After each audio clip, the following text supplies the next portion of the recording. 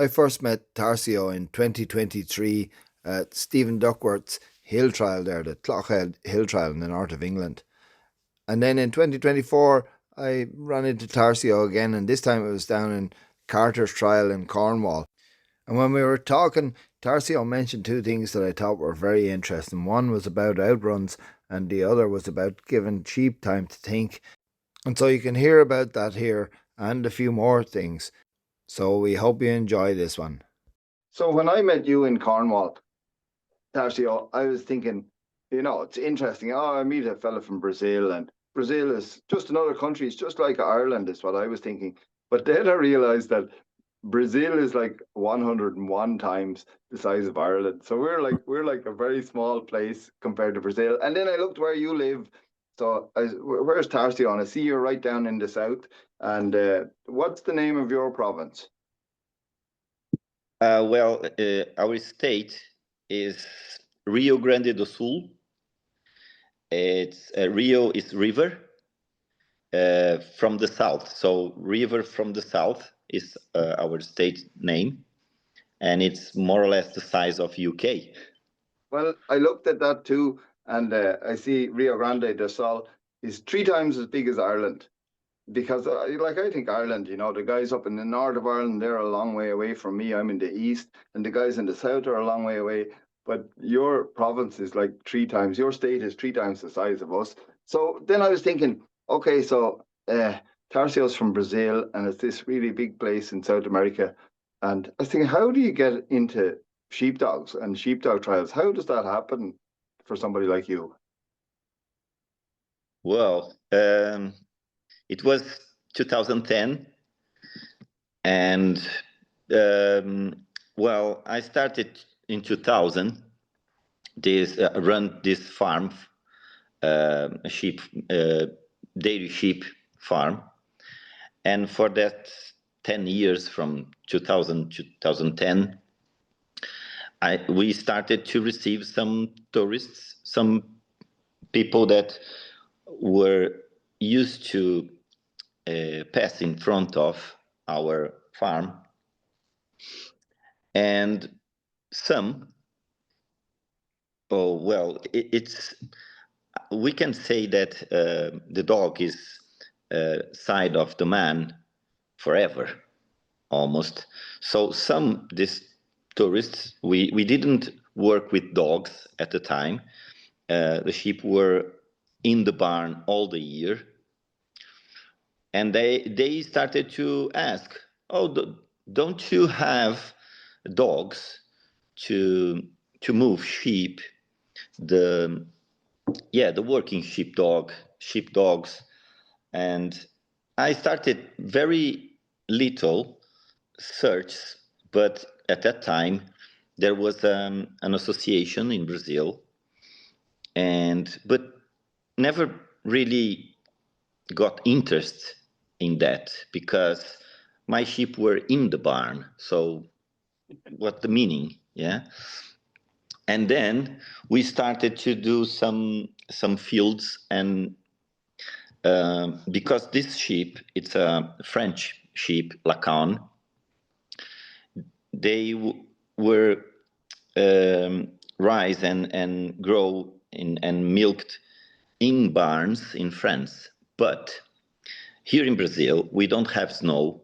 Our winter can go 0 degrees, but we still have grass, So here we can have grass all the year. Doesn't make sense. You have to take off the sheet, clean the barn, if you can raise the sheep outside. So we started that, and then the dog started to be needed.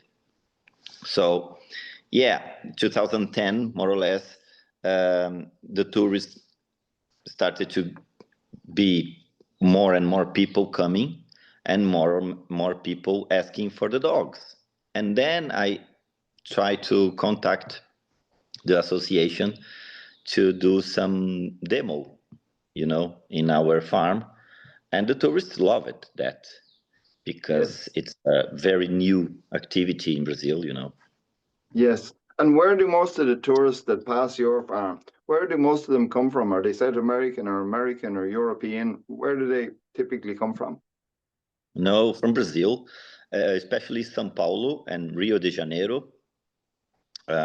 We can say 60-70% São Paulo and Rio de Janeiro.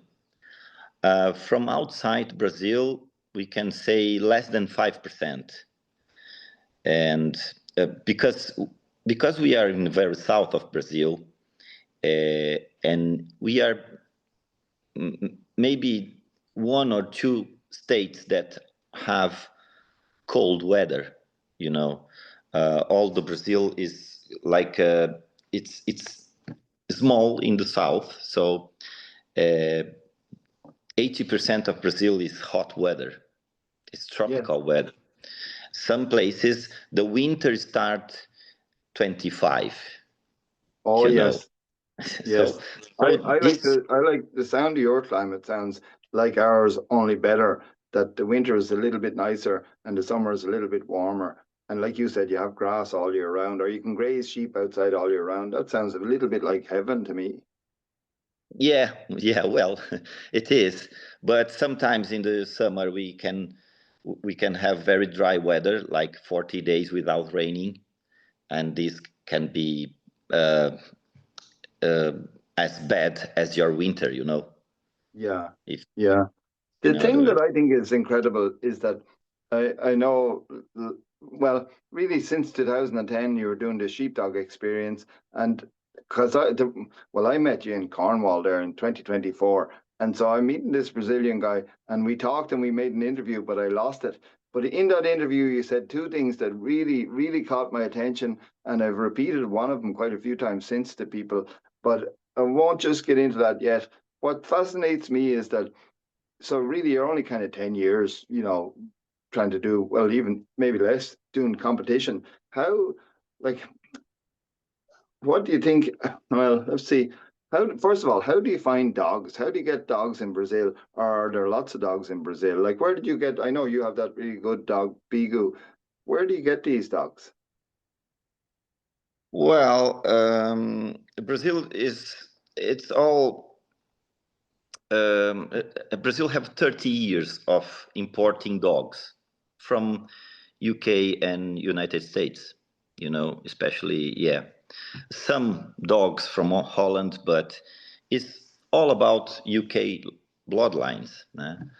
And the association was, since the beginning, little, like 20 people, maybe 30 people, but they were doing right the things because we're in contact with ISDS all the time. So the dogs were good from the beginning, but the trainers, rubbish, including me. So Bigu's father is an Aled Owen bloodline, 100%. Father of Bigu have the two Roys from Aled, Mac and Bob in the bloodline, and Bigu's mother is like we like to say it's a Brazilian bloodline because there is 6 or 7 generations in Brazil, so it's more or less a Brazilian line that came from UK, but it's the same dogs that UK have. Yes. And then you said a thing that, that for a long time, the training wasn't much good. But when I was at the World Trial in 2023, I see a big Brazilian team. And I wonder, how do you, especially because it's such a big country and all, how do you catch up on the knowledge and the experience and the education to become a good trainer or to become a good handler? That must be very difficult when you're in Brazil. And then also because you are running a business and you're very busy with everything. How do you acquire knowledge, or how do the other handlers acquire their knowledge? Well, the language helped me a lot because in 2010, when I discovered the sheepdog, the border collie working, the Brazilian Association used to, and still used to, but less now, import some gringos that we call the English people, the Britain people, to do some clinics or course in Brazil, especially during our national trial since the 2010.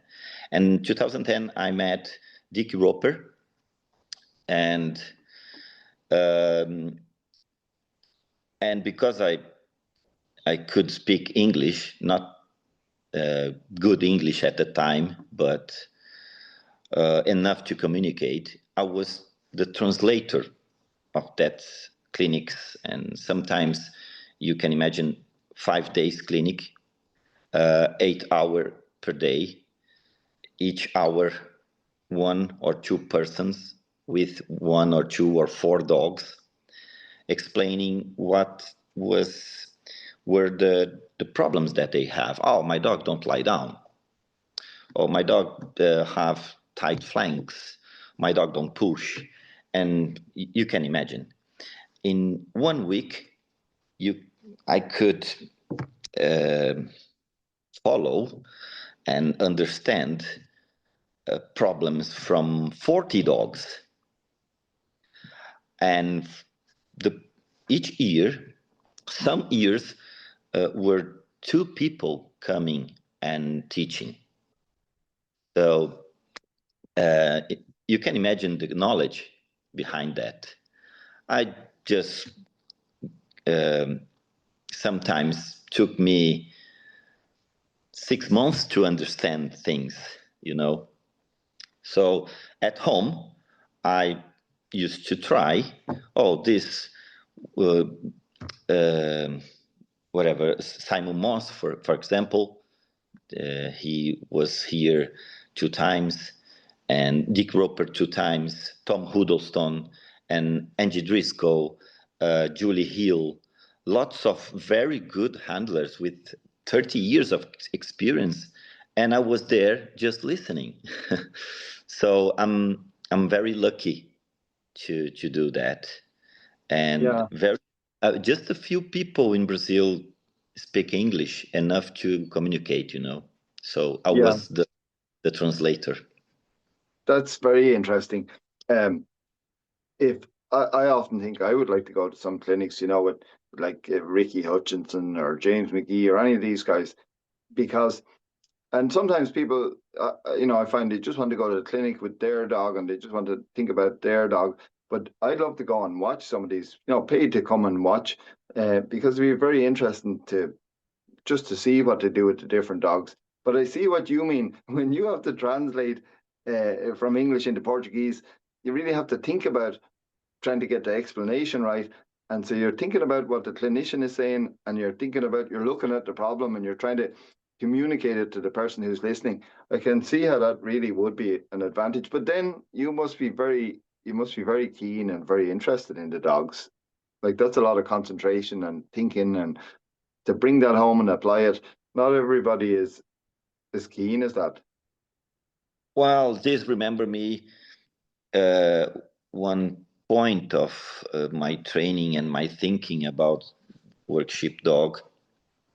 That was more or less 3 years after I saw the first dog working. I think it was late 2013, when I realized that, well, my roof was competition, and I was thinking, all I want is the first place in Brazil, and that was my keenness. Yes, but Jonas Gustafsson was here, and he's coming November again. Aledoe is Argentina, very near from here now. But Jonas asked me, what do you want from the dogs? What you are looking for? And I said, well, I want to have the same results and read sheep like Jefferson Munoz in that time, a man that is very natural with dogs. He was at the World Trial 2008, no, 2014, no, 2011, sorry. And I said that, and Jonas said, well, your roof is too low. You need to think that the border collie is a way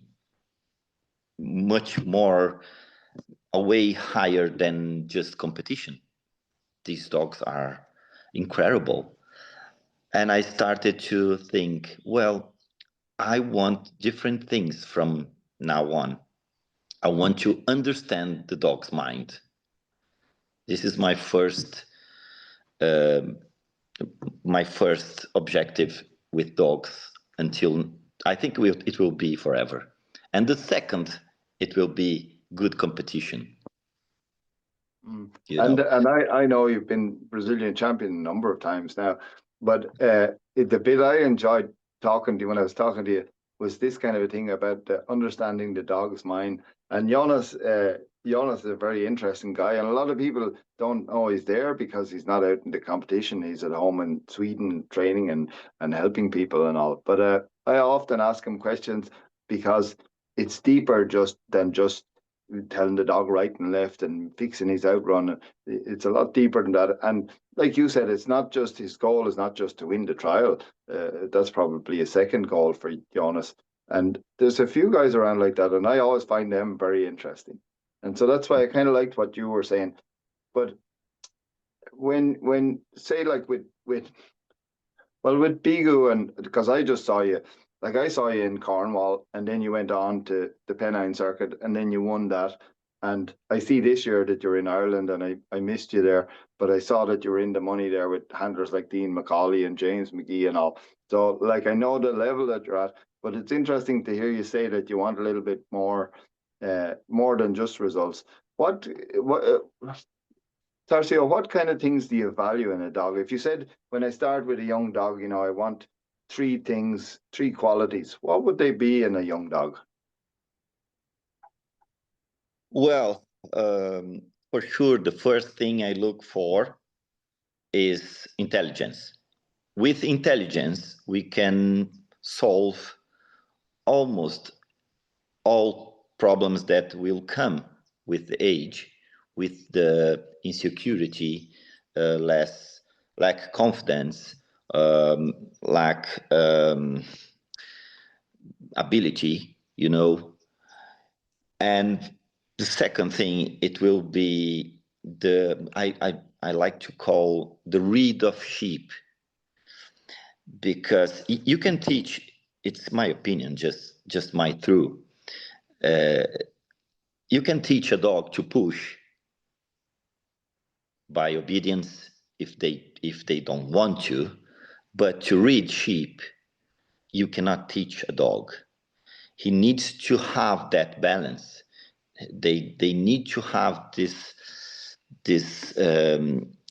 For example, this year I was at the Vivod trial in North Wales, and my beach was. I could see from the lift that that flock was not the best flock of the day, and there was, because all the flocks before and after, they were lifting easily, and my beach is a very good lifter, but that sheep were not behaving there. When my beach lift that sheep, they started to run like hell, and my beach that did a flank like 150 meters flank to the right by herself. That thing is impossible to teach. You can teach a dog to bring and to behave and to be in the right point, but if they don't have insight. So the two things that I look for is intelligence from puppies. You can see puppies that are intelligent and they can see the world different. And the second thing, obviously, read sheep. And if I can say for third, a good tail. Yeah. Have your dogs all got a good tail? No. Yeah, but And why is the tail important? I hear people talk about tails. Why is that of importance, or is it just for aesthetics, just to look at? Well, the tail is their mirror.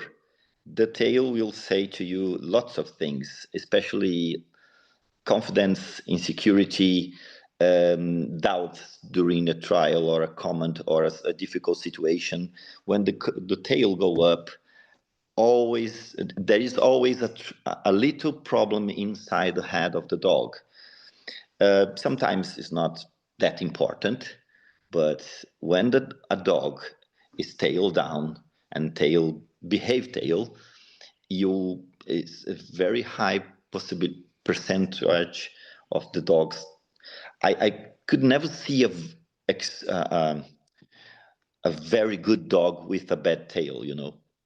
Yeah, we had a pup out recently, and my friend and I were making a little video of the pup, and I said, I like his dead tail. I like, there was no expression in his tail, so to me it kind of means his mind is right. Like, but it's interesting because people talk about it, and it's nice to hear your thoughts on it. And then there's another thing I want to ask you this. I hope you have a little bit of time. Uh, you mentioned confidence, and I hear Jonas talking about confidence, and I hear Bobby Diallo talking about confidence, and I don't really understand what it means. Now, maybe I understand in my own head, maybe I have a different word, but I don't really understand. And I hear some of the horse guys talking about confidence too. What does confidence mean to you? It's the feeling of a lion, I can say. Confidence is much. It's a lot of um, confidence can be comfort in all situations. You know, if you have a dog, I think Aled Owen will say, "I want a dog comfortable in all the situations." It's more or less confidence and security to be there. Uh, I like to imagine me as a dog, 20 kilos, and facing a 100 kilos ram, for example. It's five times bigger. And if you are talking about um, a bull or a cow, well, it's bigger and bigger, and it's more or less us facing an elephant. You know, you need to have the feeling I'm a lion, even if Yes. I'm not, and you can grow that in a dog. So if he thinks he's a lion, and if he thinks he's bigger than that situation, he will say, well, whatever. Other things that I try to teach to my dogs since the beginning is a sheep don't have teeth, and a sheep will never hurt a dog, even with the head. They cannot hurt properly, you know. They will push the dog against to the wall, but that will not be a very hard hurt, you know. If the dog learn that the sheep, even with the feet inside the working pens, everything that can happen is not hurting, the dog will say, oh, whatever, you know. I can be confident, never will happen to me. That is confidence for me. Oh, I really like that description, Tarcio. But I can also picture, I really like that now.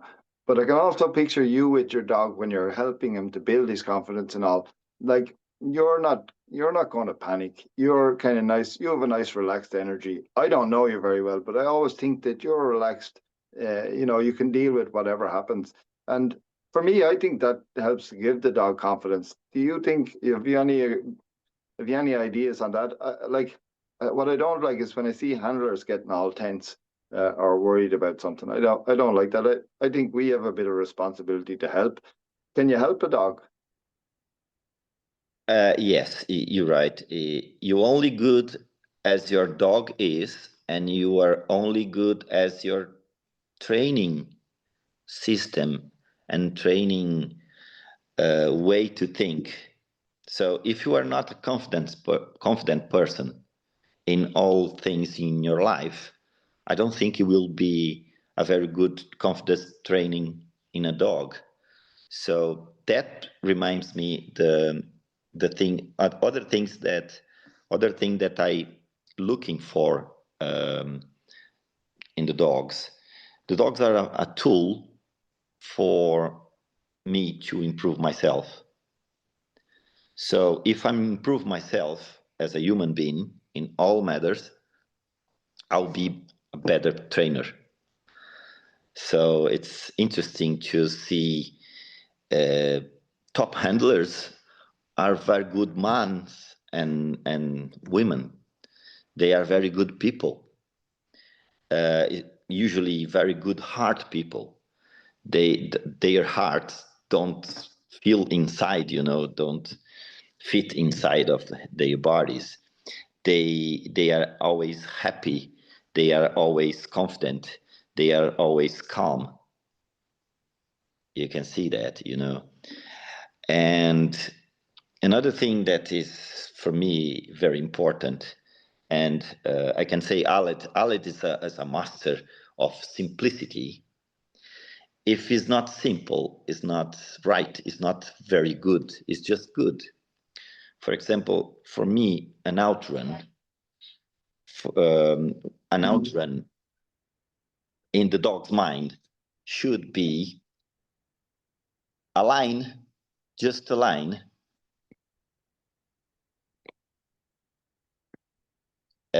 because if you try to teach a shape of a outrun, or what the dog needs to do to have a good shape of outrun, you will never do it. Or maybe the dog will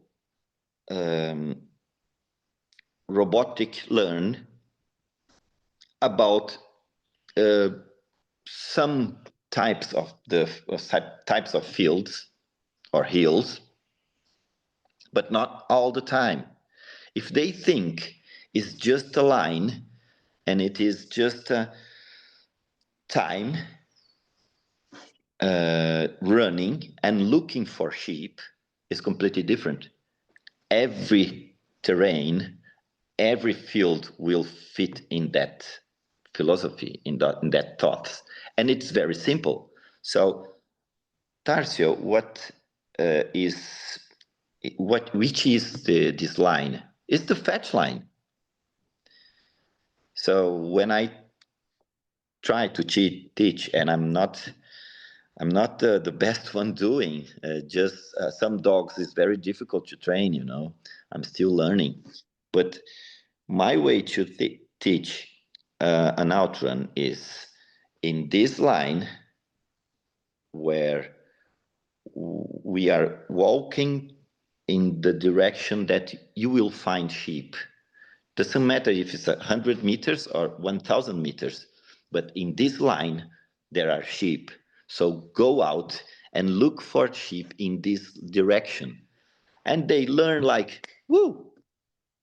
Tarcio, now you've mentioned a couple of things there. When you said about the tail of the dog being a little bit like a mirror, maybe into the dog's mind, sometimes I think the dogs are a little bit of a reflection of us, and maybe reflect, like my dogs might reflect some of my qualities that are not so good, or maybe I can be whatever. But it's like you said, so it is interesting.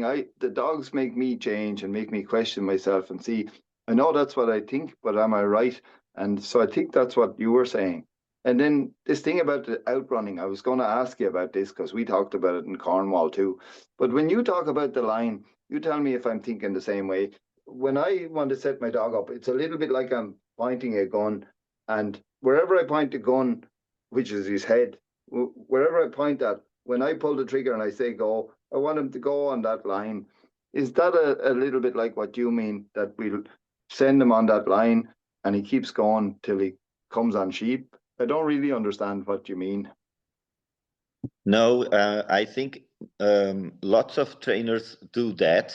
I want my dog go in that shape of the outrun. I never do that.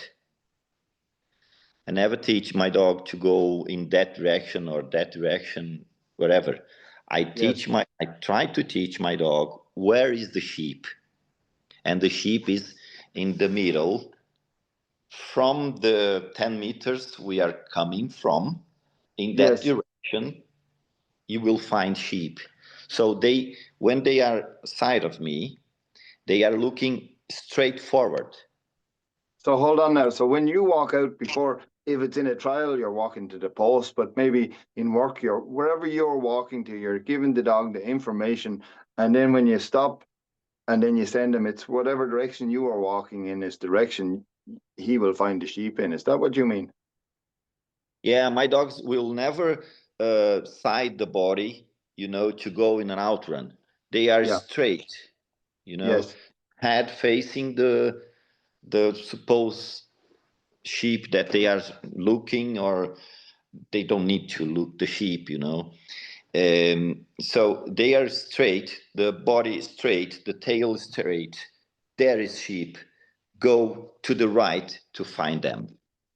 Yes. So they, and I really train a lot with my dogs in front of me to Yes. go to the flank and search, and they learn that in that direction, because direction is a natural um, how can I say, it's a natural, it's not human um, concept. It's Yes. a nature concept. The An birds instinct, an the, instinct concept. the birds go from the south to the north, but not in a perfect line, but in a direction. So Yes. they know in that direction there is sheep. They will never cross Yes. Yes. because they are looking in that direction. Here's the other thing I want to ask you about, and we're just touching on it here. You said a thing to me in Cornwall that was very interesting. Well, I'll tell you what I heard. It may not have been what you said exactly, but what I heard you saying is that the distance is not that important. If it's 100 meters or it's 500 meters or it's 800 meters, the distance is a problem in our head, but not for the dog. Did you say something like that? Yes, because the distance is a human concept. We create 1 meter, 1 mile. The dogs just know. Um, they are very simple. I like to think they think about the distance more like the time they need to run. So if they are going for 3 seconds or 30 seconds or 3 minutes, that is distance for a dog.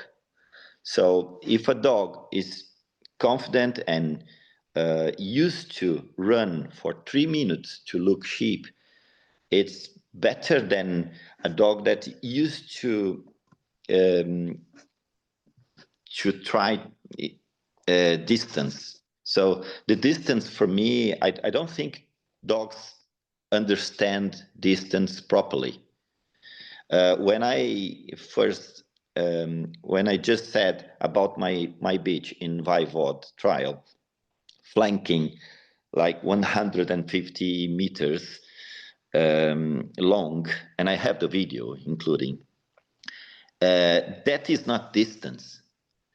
She were trying to find a place that the sheep were feeling her to have control. And if 500 meter was needed, she was, you know what I mean. They are not looking for distance or understanding distance better than other things, I like to think. And don't get me wrong, lots of trainers train differently, and I lose for them. you know Yeah, yeah, yeah. Well, I lose a lot, so I know how that works. But I few years ago, I trained a dog. He was very fast on his flanks. So I didn't like the speed in his flanks, because when he'd be in a walk and I'd flank him, he'd go too fast. So I slowed him down and I made him walk his flanks. But I noticed an interesting thing. When we were moving the sheep, if I made him walk on the flank, he would go very wide. And it's a little bit like what your bitch was doing, I think. He would go very wide on the walking flank. And I was thinking, if I was trying to pass out the sheep myself, I would need to walk very wide, because you couldn't afford to push them. So you had to stay out really wide, because you could only walk, or you could only go at a slow speed. So that if I went wide, I could get in front of them. But it was just interesting for me how the dog changed how he was working. And it's like you said, your bitch said, oh, I need more space here, control these sheep without pushing them and without messing up everything, but to be able to control them. It's interesting, but not everybody thinks that way. And that's why I like talking to guys like you, because, well, I'd like to be trialing, and for us to go to the trial together. And then I'd like to be able to ask you, what did I do wrong, Tarcio? Or what did I not see? Because, and I think this is probably how we ended up started talking about this back in 2024, was because I see a lot of people, and they just look at what's happening, but they don't think about it. What does the dog see? What does it mean to the dog? So when we want to send him on a big outrun, what is he thinking? And then that's when you explain to me that the distance, it's a concept in our head, but it's different for the dog.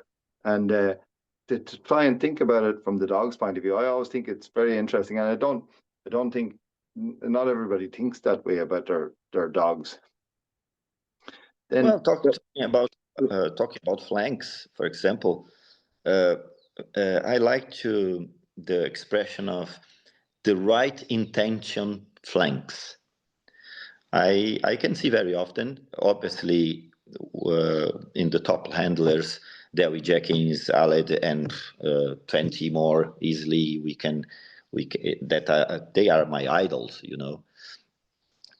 We can see the dogs flanking, looking for control.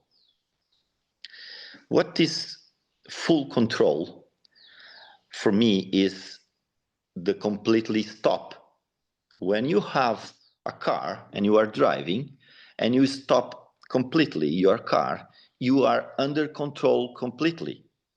So if the dog is flanking, looking for total control to stop the sheep in that balance point or 0 point, whatever, that is the right flank. You don't want the dog stopping the sheep, but the dogs need to know that is the intention of. And then you will put commands to control the movement, that is a little push and a little control stopping. Push, control. And they will learn, in my opinion, to control the sheep during the movement. But you need to have the full stop and the full gear to push. If you have the whole ends points, you know, the whole thing, you can put what you want to. But if a dog is not capable to stop, or the flank is just a reposition, or flank is just to turn the sheep, what shouldn't happen, you know, the turn sheep should be flank to control, stop the sheep, and then turn them. It's very simple, you know, it's not that difficult, but the people don't look for that, and yeah, they use that, and but start problems. But Tarcio, you say it's very simple, but it's a little bit like playing the piano. It's not that difficult. We could learn how to play a tune on the piano. But then some people spend their whole life playing the piano on their concert level. And so I suppose that's the difference with you guys there, that when you're really thinking about it, you're always fine tuning, you're tuning your piano and you're playing it different ways and all. And so you can really get it to express itself a lot more than other people. But for me, it's interesting. I'm a little bit lazy about the thinking part, but it's interesting to hear you guys because I remember then, oh shit, there's so much more to this, even though it might be simple, but there's so much fine tuning on it. Well, I like to think that it's simple, because if your dog flank and the sheep stop, it's right. Yeah, yeah. And then, yeah, when you are, if you let the dog and the sheep are not moving, there is enough room. So the Yeah, dog is looking for, but if the dog is flanking too wide and the sheep is still moving, she's not, the dog is not in contact enough to stop yeah. them.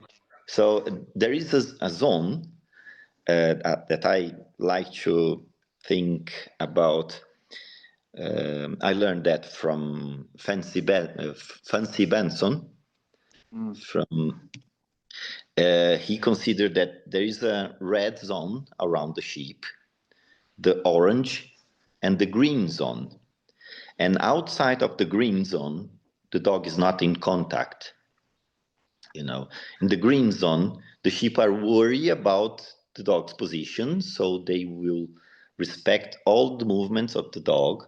In the orange zone, the sheep will start to move, and the red zone, the sheep will be not comfortable. So, yeah, it's not easy. Obviously, you need to read sheep, and you need to be a shepherd, I think. Yeah, Fancy is another guy. I'd like to go to his clinic and just be an auditor there too. I like Fancy because I think he breaks everything down a lot, like bit like we're doing now.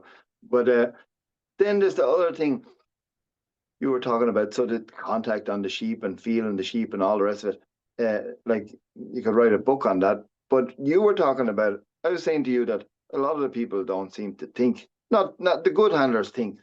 A lot of people that I meet, they never think about what are the sheep thinking. What would the sheep like to do? How can we set up the sheep here? And you said to me that we can think quite fast, and the dog can think pretty fast, and the sheep can think too, but they need more time, or maybe a good stop on the dog and more space to think. Uh, Now I like this what you were telling me, and I've repeated it. I've stolen it on you a little bit, but could you expand a little bit more about what you're looking at with the sheep and what allowing them to think? Because I know you have an opinion on that. Well, I don't think it's my opinion, but if you go if you go in the nature, any animal, when you go up in the levels of um, like the predators are the fast thinking animals. They need to be faster than the prey, because they need to hunt the prey to survive. The prey will think faster than the growth, if you can say. It's the level of our planet. So when you go up, you think faster. So if we are in the top of these levels, and the dogs are the next level, they are predators, but they are not rationals. They are not as intelligent than us. They will think lower, slowly than us, and then sheep. So if you understand how much how much time that breed of sheep needs to understand that everything is okay, and you teach the dog to observe that, and through the dog you will be able to move any sheep. That is, I'm still trying to do right. It's very difficult, because if you change the breed, the sheep breeding, everything can change. Each breeding, each sheep have different position of their ears. Some have the ears a little bit down, up, and the eyes different. They can feel the dog differently, you know. So it's very difficult to, when you have a dog that is like I can mention, I think Dewi Jock. It's a very good breeder of different breeds. So there is not many dogs. Uh, my old Bill, father of Bigu, was a dog that could get the worst flock in a trial and win. But that dogs are very. It's 1 in 10,000, you know. But we are always looking for them. Yeah, I remember Alan saying something. I think it was his first rye, and he said he could adjust his pace, you know, to what it needed to be. If the sheep were heavy, he'd get in and push more, and if they were light, he'd back off more. And like you said, you can't teach a dog that. You know, he has to have that thing in that little diamond that you can grow in him, like. But Yeah. it's very interesting the different types of sheep and all, because you know we have the, say in the last world trial we have the blackies, and I often think their eyes are in the back of their head because they seem to be able to see everything. But maybe then we have Cheviots and their eyes are more in the front, and then maybe like when I go to the US, they've got Rambouillets and stuff, and maybe they've got wool around their eyes, so now they can't, you know, they can't see very much. And it's interesting to try and think about what the sheep are thinking and what they need and how they need to be handled. Uh, the last world trial you didn't come over. Maybe you were too busy with work. I don't know. But are you going to be competing in the next one in Scotland? Oh, I hope so. Our our classify will be our next national. It will be in April, and I hope to be in the team. Yes, Yeah. and um, and I will. I'm trying. I'm sure that I will not be good enough, but I will try maybe the brace competition in the Oh, very very cool. basic. Yeah. Oh, yeah, cool. Because it's the first time for a brace competition in this world trial, isn't it? There was never one before. Yes, yes, I will try, but at the very basic level. Mm. Maybe if I can just don't DQ, with it will be successful for me. Yeah. Yeah, and but the good thing is at least you're familiar with our different kinds of sheep. Like you've won the Pennine Circuit, you know, you've won trials in Cornwall when I was there, and your dog kind of had a nice relaxed way with the sheep. It's like you said, he had that kind of natural feel. He could make them kind of good. Um, but how come you come over here to trial? Is it to try and improve yourself, or is it to see what the rest of the competition is like, or why do you like to come over? And like you're very busy in Brazil and all. I imagine it's not so easy to make the time. Apart from the expense, it's hard to make the time. Well, really, sometimes I'm very busy, but in the last 10 years, I could have I could teach a very good team, working team here in the companies. So, and I have a very good wife and two boys that they are not needing me every day, you know. So, and obviously this technology from cell phones and internet all over the places, we can have a video call anytime during the trials and everything else.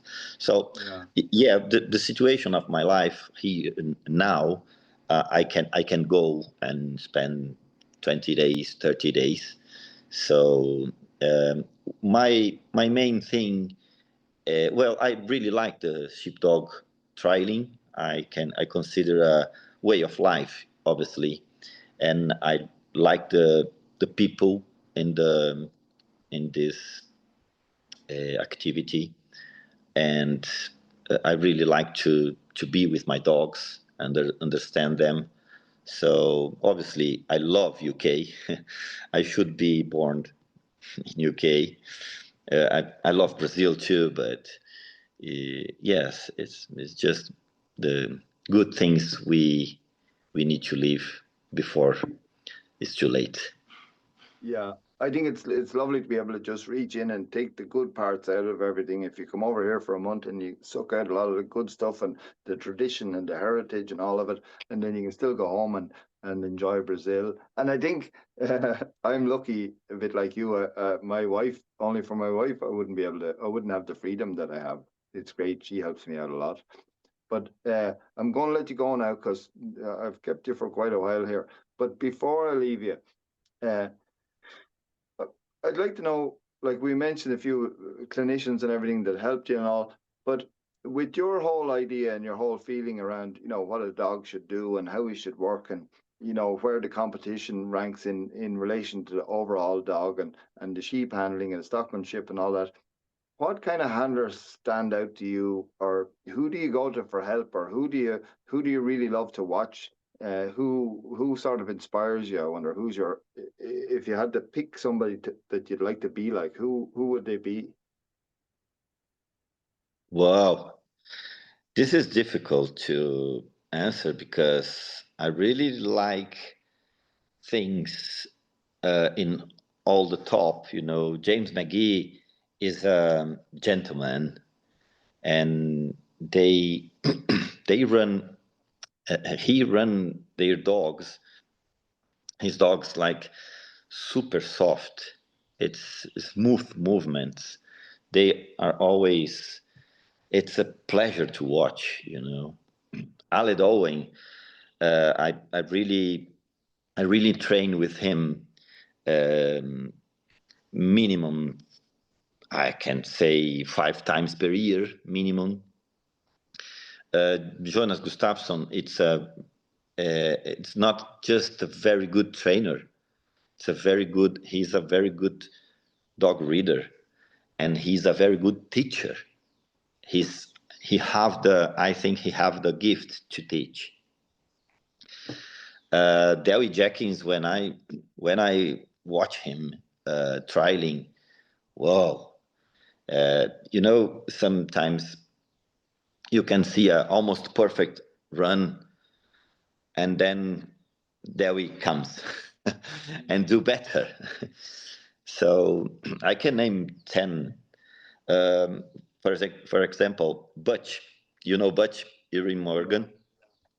He's a character, and I learn a lot from him. He is the old-fashioned way thinking. He was Supreme Champion 2011, if I'm right. And he's always looking for the purpose of the dogs. He don't like dogs, trialing dogs, robot dogs. He wants the dog go to the hill and bring the sheep wherever happened there. I need to push the sheep to my shepherd. And so I can learn a lot. Floyd teach me lots of things about outruns. Well, Dean McLay, is that the name? Yeah, his name, Yeah, Dean Dean Macaulay. Macaulay. Yes, Dean. Lots of surprise things I saw him, especially brace training.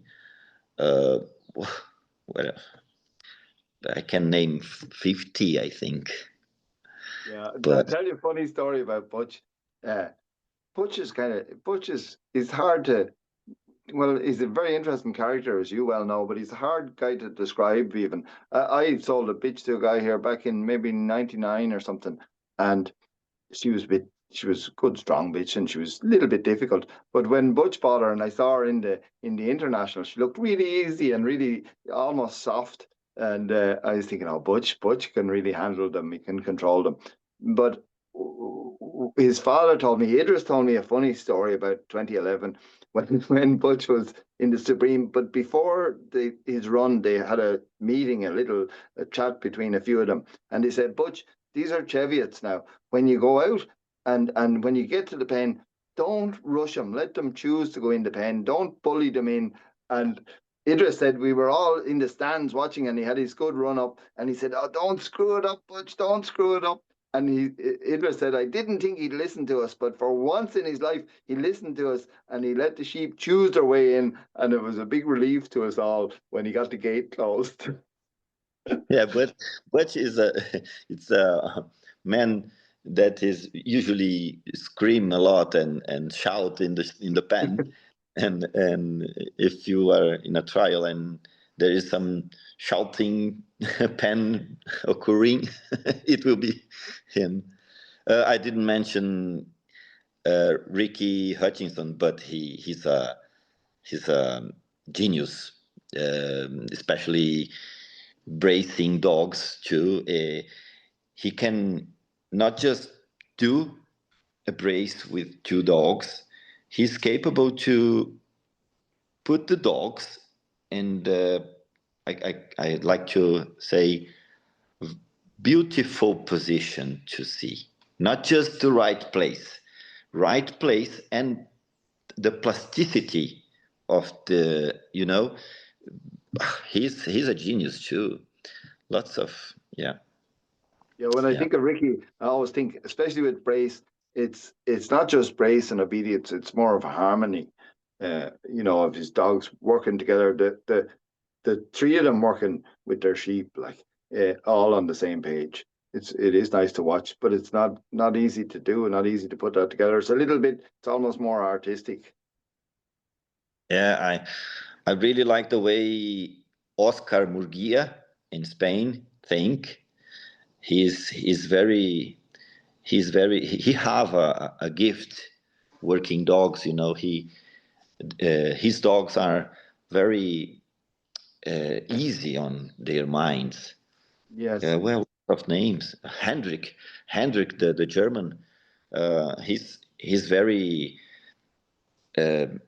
straight in everything he do it.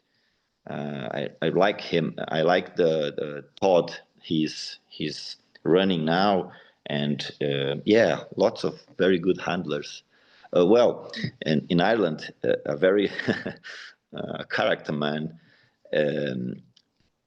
Con McGarry. Yeah, it's he's a character. Yeah, yeah. I find with all these guys, just when you mentioned Con and some of the other boys there, I find that people, Tarcio, are very helpful and very free and open with their knowledge. It may not be free; you may have to pay to go to a clinic or whatever. That's understandable. They didn't learn it for free.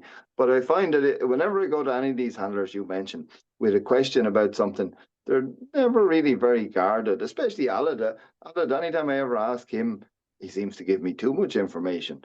But do you find that to be the case, that people are open and helpful? Yes. What I like to say about UK uh, in there is some feeling. I'm not saying it's wrong, but the good handlers don't go to another good handler to learn how they do it. The UK people try to do that in trials. And here in Brazil, because we are receiving UK people, and especially for knowledge, everyone is looking that, it's not because of the humbly, everyone is, but I think there is a competition that I will not learn from them, from the other, because I'm already have my system. But you always can learn, and I think they learned, but going trials, not like I don't know, one calling another, say, hey, um, uh, I don't know the name, but I will not name it, but one just calling, oh, can I go to your place and we train together? I want to learn from you, and I want you to learn from me. I have a dog that I'm having some outrun problems, and I saw that you do the UK people don't do that. Yes, but I think it's the pride is it's a very expensive quality to have because it holds you back from being all the things you could be if you let it. Like, I'm remembering that I used to say I don't like my dogs, but it's the best I have at the moment because I always it's easy to see in the people's eyes they think they have the best dog yes, ever that's a bit of a liability. all the time. If you want a new friend, just compliment the dog, you know, even if it's not the best dog you saw. So nothing wrong with that, but repeatedly, because I saw that so many times, I like to repeat myself minimum once per month, I think. I don't like my dogs, but it's the best I have at the moment. So I'm keeping my mind uh, saying my dogs are not the best. It's just they are good at the moment, you know, and I need to keep humbly. Tarcio, I'm the very same as you. I like my dogs. I like my dogs a lot. Do I think they're the best, or do I think they could be better? Of course, they could be better, and so could I be better. But sometimes I think maybe we should be like the people who think that their dog is the best and that they are the best. I often wonder for competition and all, maybe it's more important to think that we're the best and to almost expect to win everything. Because I've thought about that a lot. I'm like you, but I'm not sure it's the right way to be. Maybe we should tell ourselves a little lie and say our dog is the best, for our self-image. Oh yeah, well, you're right. You need to have the will, obviously. Yeah. Um, it doesn't mean that I will not say to me, I will be the next national champion with the dog that I don't like. You know. Yeah. Uh, yes, you need to have the will to get better and be the best. But yeah, it's not easy, but it's a way of living. Yeah. Well, and I'm like you though. I like to tell myself the truth and not make up too many stories. And yesterday, I'll tell you, I'll let you go in a second. But yesterday, I was at a trial and it wasn't much good, and my dogs weren't working right, and I found myself in my head making little excuses, saying, "Oh, I got a bad bunch of sheep with the first dog, and oh, the second bunch of sheep weren't great either. The third dog, yeah, he screwed up, but." And so I found myself making those little mistakes to protect myself, or little excuses, I mean. And I had to say, hey, Paddy, enough with the excuses. You didn't do the homework, and your dogs aren't working properly, and you don't practice. So you can't just get in the money without doing the work. And so I had to be honest with myself. But it's nice too to have a friend to tell you that sometimes. Well, sounds like me thinking in a trial. Exactly. Yeah, Yeah. sometimes we need some excuses, and that is not really wrong. We need to have a little excuses for some bad situations, but not for long, as you Yeah. said. Yeah, you can have them for a day, but then you need to get honest. But Yeah, Tartio, thanks very much for talking to me. And it was a pity that we lost the last interview, but hopefully this one is recorded properly. And because it's very good, and it was good to talk to you and hear a little bit more about all that stuff. So thanks very it, much. it's an honor. It's a really real pleasure to talk about what we really like. I hope the people like to hear some mad things I said. Yeah, well, I thank you. Yeah, and I hope to run into you in Scotland next year at the World Trial. I don't have a dog in it, so I'm not too happy about that. I'll have to make some excuses, but hopefully you'll be there with your dogs and get a Well, run in the brace. I will try my best. Yeah.